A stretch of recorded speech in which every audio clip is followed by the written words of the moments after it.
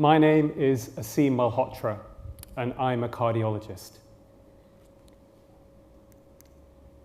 We have a healthcare crisis, a major healthcare crisis. More than 60% of the UK adult population are now overweight or obese.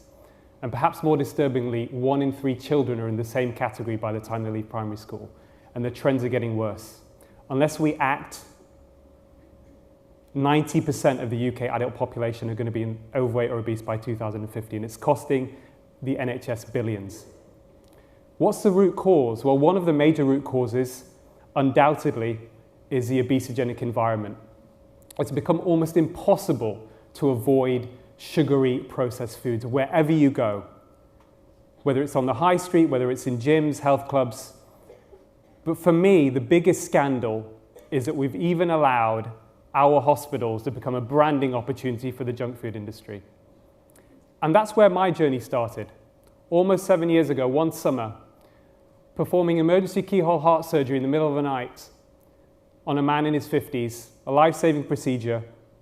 And the next morning, I'm on a ward round, and I'm talking to him about a healthy diet. And when I'm talking to him about that and stopping smoking, he was a heavy smoker, he gets served a burger and chips. And he says to me, "Doc, how do you expect me to change my lifestyle if you're serving me the same crap that brought me here in the first place?" And that started me off on a journey of several years of research. And on that journey, I discovered something else which most doctors weren't aware of. I wasn't certainly aware of.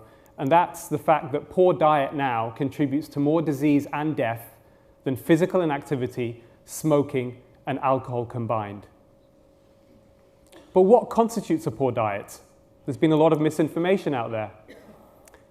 And on that journey in the last few years, I ended up going to the origins of the Mediterranean diet, a tiny Italian village in southern Italy called Pioppi, where the average life expectancy for men and women is still 90. So I teamed up with former international Irish athlete Donal O'Neill and filmmaker, and we went to try and look into what were the secrets of this village, population of 200 people. And we made a film called The Big Fat Fix, a documentary that premiered in British Parliament last year. The Pioppi diet is that fix. What it does, it brings together modern medical scientific research, independent research, with the secrets of that village to produce a 21-day plan that can dramatically and rapidly improve your health, not just help you lose weight. And it addresses several myths, including the Mediterranean diet has been wrongly interpreted for decades. Eating fat does not make you fat, and saturated fat does not clog your arteries. Cholesterol is actually good for you. If you're over 60, it can actually lead to a longer life. Physical inactivity and obesity is a myth. You can't outrun a bad diet. And last but certainly not least, dietary changes are very powerful. More powerful, and I'm saying this as someone who trained as an interventional cardiologist, operates on people, giving them medications like Smarties. Changes in lifestyle are more powerful than any drug, both in the prevention and treatment of heart disease. Type 2 diabetes is reversible. Towards the end of his life, pioneering heart transplant surgeon Christian Barnard perhaps regretfully said, "I have saved the lives of 150 people through heart transplantations. If I had focused on preventive medicine earlier, I would have saved 150 million. It turns out that preventive medicine is lifestyle. That medicine is a Pioppi diet.